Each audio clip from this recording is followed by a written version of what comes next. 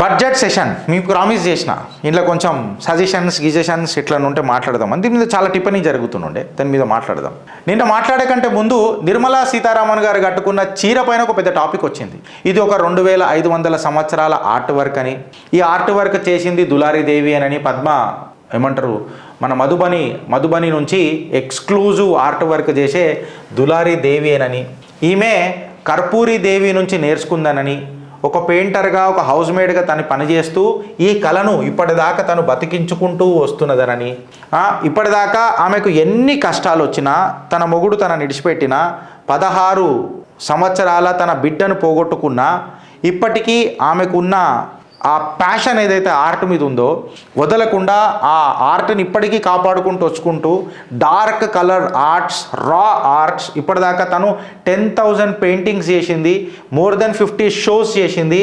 ఆమె సుమారు 1000 మంది పిల్లలకు ట్రైనింగ్ కూడా ఇచ్చింది ఇన్ని కష్టాలు పడుకుంటా దులారీ దేవి. ఈ మధుబని ఆర్ట్ ఏదైతే మిథిలా రీజన్లో పుట్టిందో, ఈ బోల్డ్ కలర్స్ యూజ్ చేసి ఏదైతే చేస్తారో ఇది Bihar's focus, pretty symbolic of Bihar's focus in the budget 2025 అని చెప్పి ఆర్థిక నిపుణులు కూడా మాట్లాడుతున్నారు. బీహార్ అని 4 సార్లు వచ్చిందని చెప్పి మాట్లాడుతున్నారు. దాని మీద కూడా మనం ఖచ్చితంగా టిఫిన్ చేయాల్సిందే, మేము చేస్తాం. అయితే దానికంటే ముందు ఒకటి ఏంటంటే ఫ్రెండ్స్, ఒక ఇంట్రెస్టింగ్ ఘటన జరిగింది. మొన్న మనం బడ్జెట్ సెషన్ చూస్తున్నప్పుడు నిర్మలా సీతారామన్ గారు మిడిల్ క్లాస్, మీరు లాస్ట్ టైం ఒక బడ్జెట్ తీసి చూడండి, చిత్రగుప్తు కూడా ఆ రోజు భారతీయ జనతా పార్టీని ఇంటరిమ్ బడ్జెట్ ఏదైతే ఉండేనో లాస్ట్ టైం ఎలక్షన్ల కంటే ముందు ఆ బడ్జెట్ మీద మేము విమర్శ చేసినాం. మిడిల్ క్లాస్ వాళ్ళకు మీరు ఏమిస్తున్నారు, घर में घुसने का नहीं మోదీ జీ, దిలో మే గుసో, మిడిల్ క్లాస్ ఓన్కే దిలో మే గుసో, బికాస్ ట్యాక్స్ పేయర్ కులం అనేటోడికి ఏమొస్తున్నది దేశంలో, వాడు అంతరించిపోవాల్సిందేనా, ఆ కులానికి చెందినోని మేము అని చెప్పి చిత్రగుప్తు కూడా విమర్శించింది. ఇవాళ మా మాటలు మేము వెనక్కి తీసుకుంటున్నాం. బికాస్ నా దేశ ప్రధాని మా మనోభావాలకు మద్దతుగా 12 లక్షల స్లాబ్ ఒకటి క్రియేట్ చేసిండు మిడిల్ క్లాస్ వాళ్ళకు. ఆబ్వియస్గా ఇది ఒక నిజంగా చెప్పాలంటే it is a tsunami in the middle క్లాసే కదా. ఏదైనా పెట్టుబడి తీసుకురావాలన్నా, స్పెండబిలిటీ పెంచాలన్నా, దేశ ఆర్థిక వ్యవస్థను ముంగటికి తీసుకుపోవాలన్నా, లాంగ్ టర్మ్ ఇన్వెస్ట్మెంట్ చేయాలనంటే మిడిల్ క్లాసే కదా ఎప్పటికైనా. అయితే ఈ 12 లక్షల స్లాబ్ ఎప్పుడైతే చెప్తున్నదో నిర్మలా సీతారామన్ గారు మన ఫైనాన్స్ మినిస్టర్, అప్పుడు టైం కూడా 12 గంటల 12 నిమిషాలే ఫ్రెండ్స్. ఇగో ఈరోజు చూడండి, పరమేశ్వరుడు కూడా ఎంత లాజికల్గా ఉంటాడు చూడండి. 12 లక్షల స్లాబు నిర్మలా సీతారామన్ గారు చెప్పింది ఎప్పుడు 12 గంటల 12 నిమిషాలకే చెప్పి ఆమె ఇంటర్వ్యూలో మాట్లాడుకుంటూ నిర్మలా సీతారామన్ గారు ఒక మాట అన్నారు, ట్యాక్స్ స్లాబ్ మేము ఎప్పుడో చేద్దామని అనుకున్నాం, ఇన్కమ్ ట్యాక్స్ ఎగ్జామ్షన్ అనేది మిడిల్ క్లాస్ వాళ్ళకు మేము ఎప్పుడో ఇద్దామని అనుకున్నాం, కాకపోతే మాకు చాలా ఛాలెంజెస్ వచ్చినాయి. ఎవరి వల్ల? బ్యూరోక్రాట్స్ వల్ల. ఫ్రెండ్స్, వెనకటికి మేము ఒక పాత డొక్కు అంబాసిడర్ కార్ పెట్టి ఈ బ్యూరోక్రాట్స్ మీద ఒక కథనం చేసినాం. అంటే కొంతమంది ఏమో చాలా గుణాత్మకంగా ఉన్నారు, ఇంకొకళ్ళు మాత్రము ఇక నిజంగా చెప్పాలనంటే నెత్తి మీద 100 రూపాయలు పెడితే ఒక రూపాయికి అమ్ముడు పోయేటట్టు లేరు ఈ బ్యూరోక్రాట్స్, అడ్మినిస్ట్రేటివ్ సర్వీసెస్. సో వీళ్ళని ఒప్పించనీకే మాకు చాలా ప్రాబ్లం అయింది. ఛాలెంజెస్ ఏముంటాయి అంటే నూనె ఏం ప్రాబ్లం ఉండదు అని చెప్పుకుంటూ కేవలం 3,70,00,000 మందే ట్యాక్స్ కడుతున్నారు, మిగతా వాళ్ళు ఏం కడతలేరు అని చెప్పిన ఆమె మాటకు ఇక రియాక్షన్స్ కొంచెం చాలామంది ఇస్తారు. అందులో ఈ క్రెడిట్ చోర్ కేజ్రీవాల్ ఏమని అన్నాడో ఒకసారి చూద్దాం ఫ్రెండ్స్. స్టే ట్యూన్ విత్ చిత్రగుప్తా, ఇలా మీకు చాలా సూపర్ విశ్లేషణ ఉంటుంది.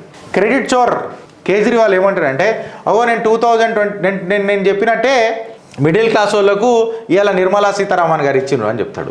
ఇన్ని రోజులు ఏడవండుకుండో తెలియదు, ధృవరాటిగాడు అటు ఇటు కొట్టిండు, ఆయనకి ఇటు కొడితే వీళ్ళందరికీ పెట్టి ధృవరాటి ఏదో పెట్టిండ్రు. వీడు కూడా మిడిల్ క్లాస్ వాళ్ళ మీద మాట్లాడిండట. వీడు మిడిల్ క్లాస్ వాళ్ళ మీద మాట్లాడతాడు, పోయి ఏడో మధ్యలో కూర్చొని ఉంటాడు. నువ్వు భారతదేశానికి రాగలరా అవులగా.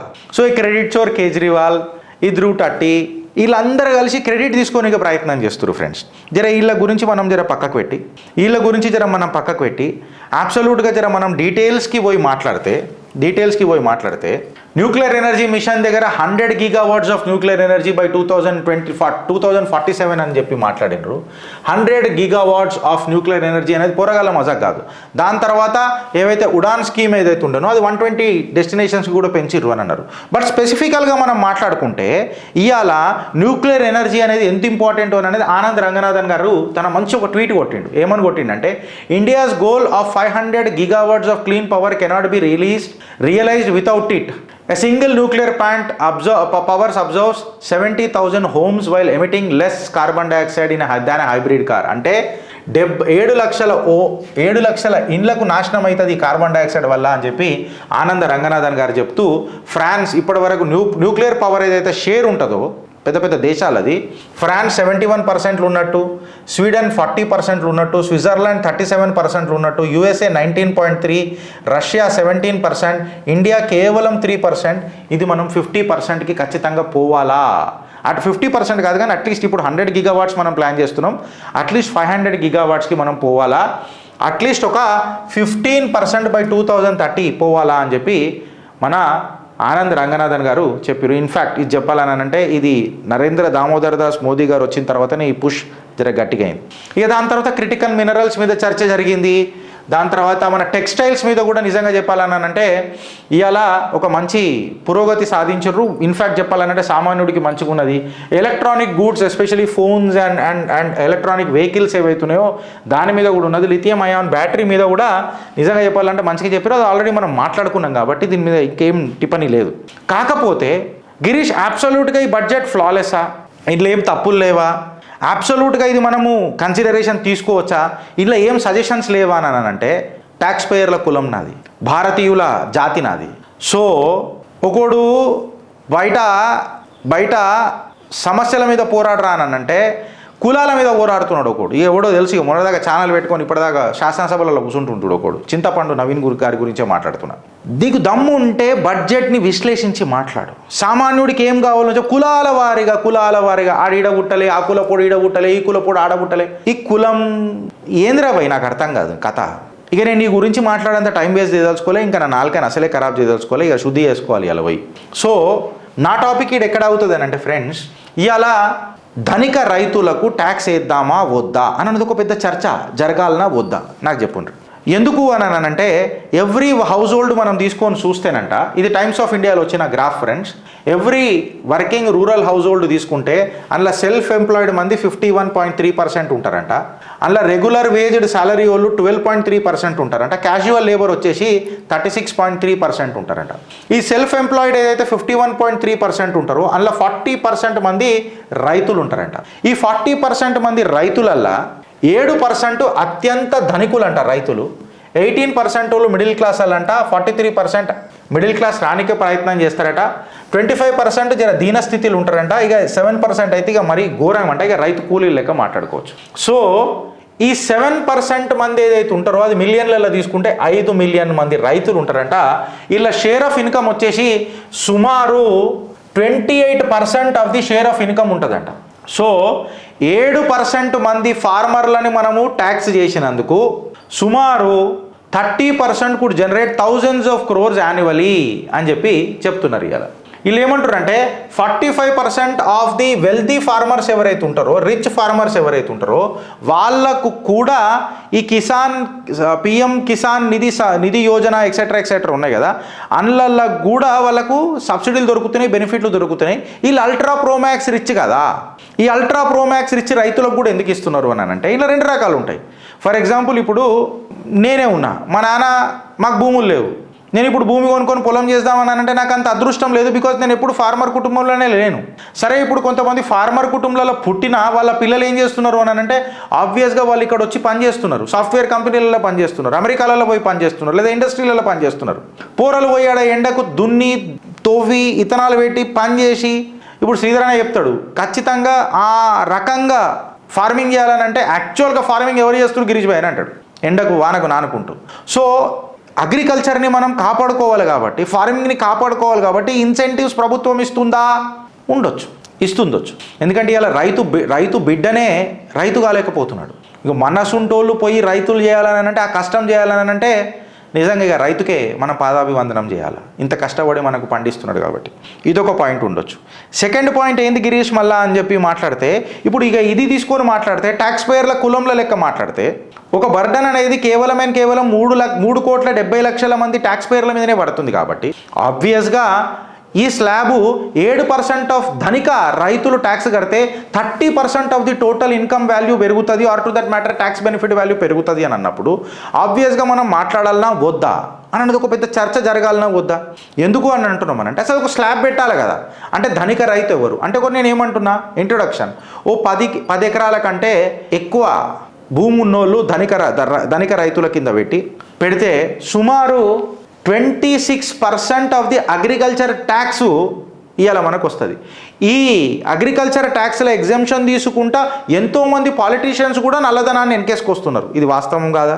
ఇప్పుడు నేనేమంటా అంటే, నువ్వు టైంకి ట్యాక్స్ రిటర్న్స్ ఫైల్ చేయలేదనుకో, ఒక 5,000 నుంచి 10,000 రూపాయల ఫైన్ వేస్తున్నావు. అట్లా కాకుండా మేబీ వాళ్ళకి ఇన్సెంటివ్ స్టార్ట్ చేయండి. నువ్వు టైంకి ఫైల్ చేసినందుకు ఇన్సెంటివ్లు ఇస్తా అని చెప్పు. ఫైన్ వేసుడు కరెక్టే, అది కూడా ఎవరి మీద వేస్తున్నావు? మళ్ళీ మిడిల్ క్లాస్ మీద వేస్తున్నాం కదా. నేనేమంటున్నా అంటే, వాడికి ఏదైనా ఎమర్జెన్సీ వచ్చాడు ఫైల్ చేయకపోయి, వాడికి ఏదైనా ఏదైనా రీజన్ ఉంటారే కదా ఫైల్ చేయడు. ఇన్కమ్ ట్యాక్స్ మొత్తం కట్టిన తర్వాత ఫైల్ చేసేట్లో ప్రాబ్లం ఏముంటుంది ఫ్రెండ్స్? ప్రాబ్లం ఏముండదు, unless and until there genuine reason ఉంటుంది. జెన్యూన్ ఏదైనా రీజన్ ఉంటుంది. ఇక కావాల్సుకొని ఎవడైనా చేస్తారంటే అది వేరే విషయం, కానీ ఆ పర్సంటేజ్ ఆఫ్ మనుషులు చాలా తక్కువ మంది ఉంటారు. Either there will be middle class అంటేనే వల్నరబుల్ సిచ్యువేషన్లలో ఉంటారు. ఏదో ఒక బాధ అని ఇంట్లో కొలువయ్యే తీరుతుంది. సో ఇన్సెంటివైజ్ చేయడం వల్ల ఏమైందనంటే, టైంకి పే చేస్తే నాకు ఇంత ఇన్సెంటివ్ వస్తుంది కదా, నేను ఎందుకు వదులుకోవాలా? మనుషులు ఆలోచించడం మొదలెడతారు, టైంకి మీకు కూడా రిటర్న్స్ ఫైల్ చేస్తారు. ఇంకొకటి, ప్రభుత్వానికి చేతులు జోడించి పాదాభివందనం చేసిన నేను ఏం చెప్తున్నానంటే, మోదీ సర్కార్ గారికి, ఇది మోదీ అయితేనే జరుగుతుంది, మళ్ళీ ఇంకెవ్వరి వల్ల జరగదు. ఎందుకంటే ఇప్పుడు 12 లక్షల స్లాబ్ కూడా మోదీ వల్లనే జరిగింది. లేకపోతే మోదీ సర్కార్ లేకపోతే వీళ్ళు ఏం చేయకపోతుండే. వెనకటికి జవహర్లాల్ నెహ్రూ టైంలో మన అందరికీ తెలుసు, వెనకటికి కూడా నువ్వు 12 లక్షలు సంపాదించుంటే 10 లక్షలు ట్యాక్స్ కట్టాల్సి వస్తున్నాయి ఇందిరాగాంధీ రెజిమ్లా. అది అందరం మనం చూసినాం, సోషల్ మీడియాలో మొత్తం ట్రెండ్లు తిరుగుతున్నాయి అవి. అయితే ఇప్పుడు నేనేమంటున్నానంటే, మోదీ సర్కార్ or to that matter finance మినిస్టర్కి ఈ కోణంలో ఆలోచించరు. బ్యూరోక్రాట్లు ఇది కానియరు, మీరు ఒకసారి ఆలోచించరు. నేనేమంటున్నా, ఎవరైతే టైంకి ట్యాక్స్ కడతారో, సక్రమంగా కడతారో, నిజాయితీతో కడతారో, ఈ ట్యాక్స్ పేర్ల కులంకి ఒక ప్రివిలేజ్ కార్డు ఇవ్వండి, స్లాబ్లు పెట్టుర్రి, ప్రివిలేజ్ కార్డు ఇవ్వండి. ఈ ప్రివిలేజ్ కార్డు పెట్టి వాళ్లకు ట్రైన్ టికెట్ల మీద ప్రయారిటీ ఇవ్వండి, ఎయిర్పోర్ట్ లాంజ్ల మీద ప్రయారిటీ ఇవ్వండి, మెడికల్ ఫెసిలిటీస్ల మీద ప్రయారిటీ ఇవ్వండి. ట్యాక్స్ పేర్ అనేటోడు గర్వంగా ఫీల్ కావాలి. నేను ఈ భారతదేశ ట్యాక్స్ పేర్ని రా, నేను టైంకి కడతా కాబట్టి నాకు ఎయిర్పోర్ట్ లాంజ్లల్లా వివిఐపి ట్రీట్మెంట్ ఉన్నదిరా. నేను కరెక్ట్ ట్యాక్స్ పేర్ని రా, నాకు ట్రైన్ టికెట్లలో కూడా ఇంత ఫెసిలిటీ ఉన్నదిరా. తిరుమల తిరుపతి దేవస్థానంలో కూడా పెట్టుర్రి. దేవుడికి ఇంకేం కావాలా? దేవుడికి ఇంకేం కావాలా ఫ్రెండ్స్? హిందువులకే చెప్తున్నా, నేను సనాతన ధర్మానికే చెప్తున్నా. ఎవరైనా సక్రమంగా ట్యాక్స్ కట్టినప్పుడు ఈ అడ్డమైన విఐపి లెటర్లు తీసుకుపోయి పాపాత్ములు కూడా పోయి దర్శనం చేసుకుంటారు శ్రీమన్నారాయణుని, కలియుగ వైకుంఠాన్ని. నేనేమంటున్నా, సక్రమంగా ట్యాక్స్ పే చేసి భారత అభివృద్ధిలా ఎవరైతే పాలు పంచుకుంటున్నారో వాళ్లకు దర్శన భాగ్యం కలిపి వివిఐపి ట్రీట్మెంట్, వాడికి మోటివేషన్ స్టార్ట్ అవుతుంది కదా. మెడికల్ ఇన్సూరెన్స్లలో కొంచెం ఏమైనా రిబిట్లు కలిపేయడానికి ప్రయత్నం చేయరు, ఐటీఆర్ ఫైల్ చేసినప్పుడల్లా. టర్మ్ ఇన్సూరెన్స్లలో కొంచెం వాళ్ళకు మద్దతు తెలుపుడు షురూ చేయండి, ఇన్సెంటివైజ్ చేయండి అని చెప్తున్నా. ఇది మోదీ సర్కార్ తప్ప ఇంకా వేరే వాళ్ళు ఆలోచించలేరు. కాకపోతే ప్రతిపక్షాలు మన దగ్గర ఉన్నాయి. ప్రతిపక్షాలు ఎట్లా మాట్లాడుతాయో చూడండి. ప్రతిపక్షాలు ఎట్లా మాట్లాడతాయి అనంటే ఇక చూడండి, ఏమని మాట్లాడుతున్నారు?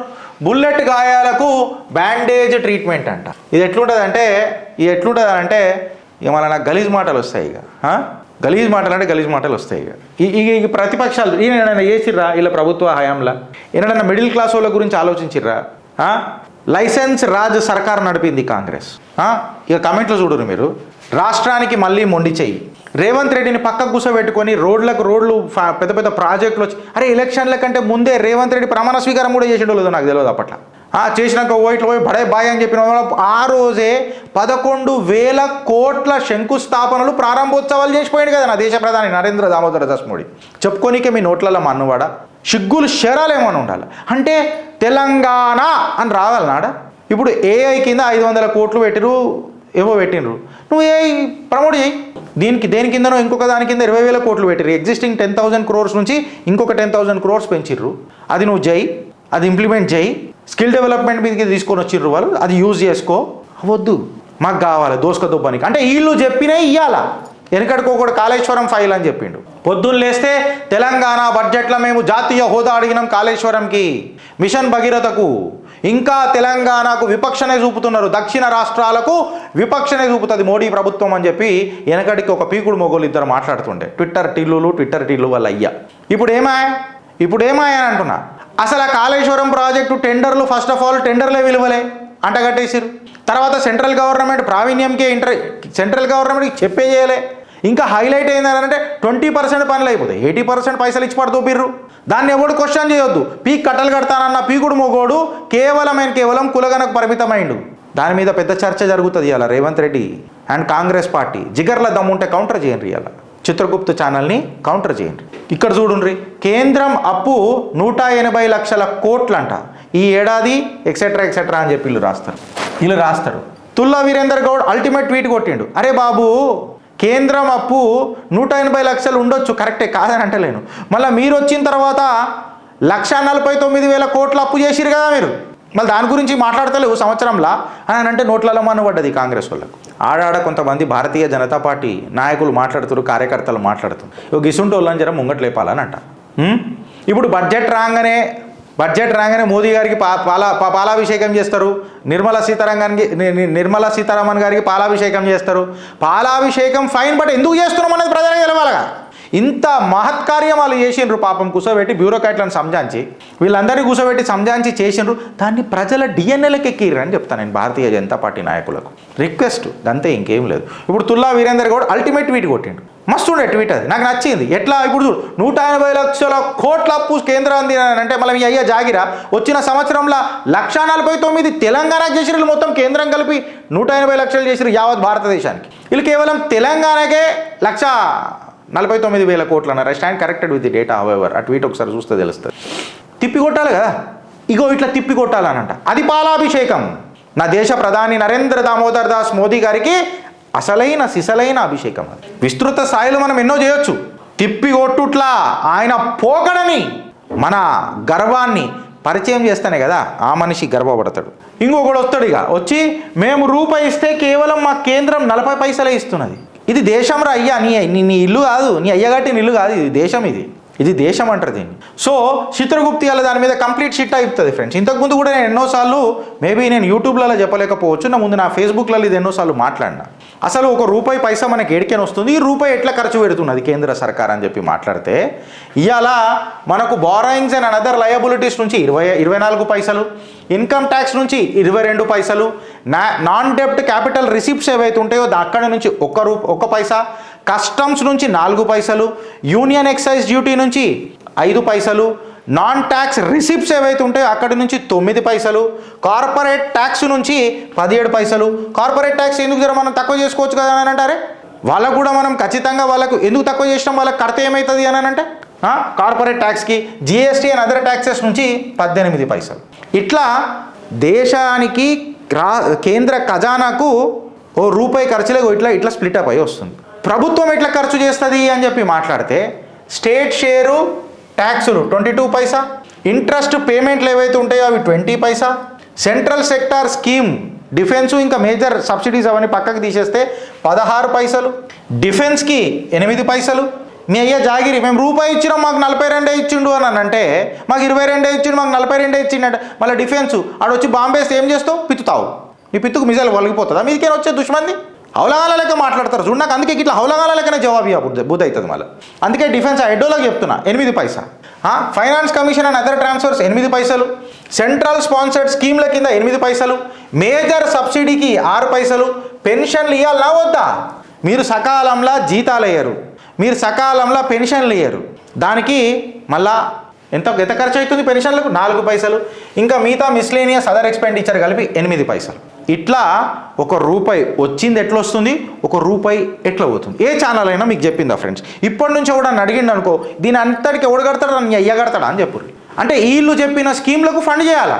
ఒకడు కాళేశ్వరం ఫైల్ అని చెప్తాడు, దాని మీద ఇంతవరకు ఎప్పుడు మాట్లాడాడు. మళ్ళా అరే దాన్ని ఏమంటారన్నా, ఇర్రెగ్యులారిటీస్ మీద మాట్లాడారు, పవర్ గ్రిడ్ మీద.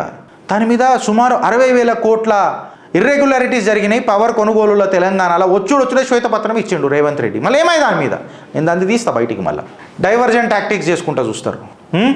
బుల్లెట్ గాయానికి బుల్లెట్ దాకింది కానీ బ్రాండెడ్ పెట్టిర్రు అని ఇక అడ్డమైన మాటలు, ఇవన్నీ పిచ్చి పిచ్చి మాటలు. యాక్చువల్గా తెలంగాణలో ఏమవుతుందో చూడు. ఫస్ట్ ఈ 13 మందికి ఏందో చూడు, 10 నుంచి 13కి అయిందంట అసమ్మతిల గలాలు. ఫస్ట్ దీని మీద ఆలోచించు. కేంద్ర బడ్జెట్ మీద దేశ ప్రజలు హ్యాపీగా ఉన్నారు, కాకరిచ్చి మీ నోట్లలో ఉంచుతున్నారు. ఇక ఉప ఎన్నికలు ఖాయమానంటే ఖాయమే అని అంటున్నారు. ఎందుకంటే పార్టీ ఫిరాయింపులపై ప్రత్యేక దృష్టి సారించిన న్యాయస్థానాలు ఇష్టం వచ్చినట్టు ఈ పార్టీలు ఉండి ఆ పార్టీలో దుంకి, పవర్ రాగానే మళ్ళీ ఆ పార్టీలకు దుంకి ఓటేసిన ప్రజలను ఎడ్డోళ్ళని చేస్తానంటే గడ్డపార దించుతా అంటున్నాయి న్యాయ వ్యవస్థలు. దాని మీద ఫస్ట్ కాన్సన్ట్రేట్ చేయండి.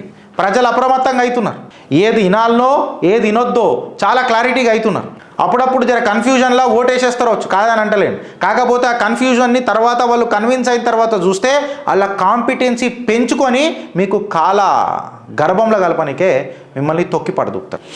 సో న్యాయస్థానాలు ఇవాళ మీ గురించి ఆలోచిస్తున్నాయి. త్వరగా నిర్ణయం తీసుకునేలా, స్పీకర్పై ఒత్తిడి తెచ్చేలా వ్యాఖ్యలు. ఎంత సమయం అంటే చెప్పు, టైం ఎంత కావాలా నీకు అని చెప్పి సుప్రీంకోర్టు ప్రశ్నిస్తుంది. పార్టీ మారితే రాజీనామా చేయాల్సిందేనన్న కేరళ హైకోర్టు. కరెక్ట్, నువ్వు రాజీనామా చేసి మళ్ళీ పార్టీ టికెట్ మీద గెలువు.